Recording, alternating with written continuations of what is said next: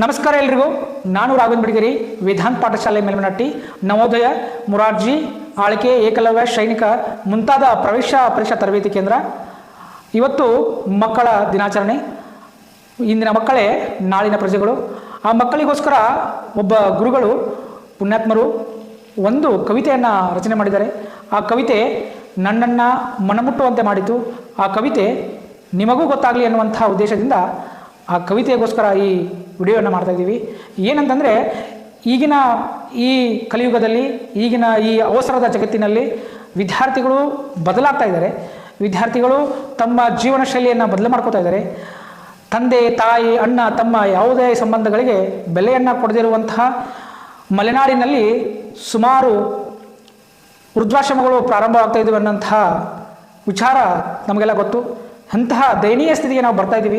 So ಹಾಗಾಗಿ ಮಕ್ಕಳಲ್ಲಿ ಶಿಕ್ಷಣ ಜೊತೆಗೆ ಸ್ವಲ್ಪ ನೈತಿಕತೆಯನ್ನು ಕಲಿಸಬೇಕು ಅನ್ನುವಂತಹ ಶಿಕ್ಷಕರಲ್ಲಿ ಒಂದು ಕೋರಿಕೆಯನ್ನು ಸಲ್ಲಿಸ್ತಾ ಆ ಕವಿತೆ ಹೀಗಿದೆ: ಬದಲಾಗಬೇಕು ವಿದ್ಯಾರ್ಥಿ ನೀನು ಬದಲಾಗಬೇಕು, ಬದಲಾಗಬೇಕು ವಿದ್ಯಾರ್ಥಿ ನೀನು ಬದಲಾಗಬೇಕು.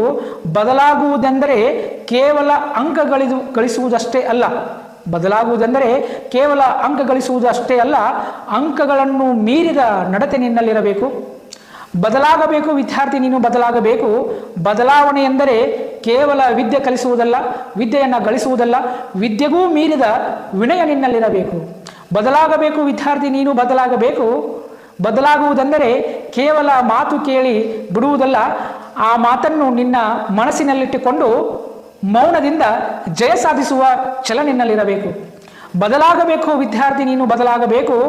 ಬದಲಾಗುವುದೆಂದರೆ ಕೇವಲ ಗುರು ಹಿರಿಯರಿಗೆ ನಮಸ್ಕರಿಸುವುದಲ್ಲ, ಆಶೀರ್ವದಿಸಿದ ಹಿರಿಯರನ್ನು, ನಿಮಗೆ ಕಲಿಸಿದ ಶಿಕ್ಷಕರನ್ನು, ಗುರು ಹಿರಿಯರನ್ನು ಮೃದು ಮನಸ್ಸಿನಲ್ಲಿ ಮಾತನಾಡಿಸಿ ಅವರನ್ನು ಸಂತೃಪ್ತಿಗೊಳಿಸುವಂತಹ ಮನಸ್ಸು ನಿಮ್ಮಲ್ಲಿರಬೇಕು.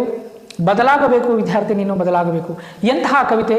ಈಗಿನ ಈ ವಿದ್ಯಾರ್ಥಿಗಳಿಗೆ ಅವಶ್ಯಕವಾದಂತಹ ಮುಖ್ಯವಾದ ಕವಿತೆ ಇದು. ಬದಲಾಗಬೇಕು ವಿದ್ಯಾರ್ಥಿಗಳು ತಮ್ಮ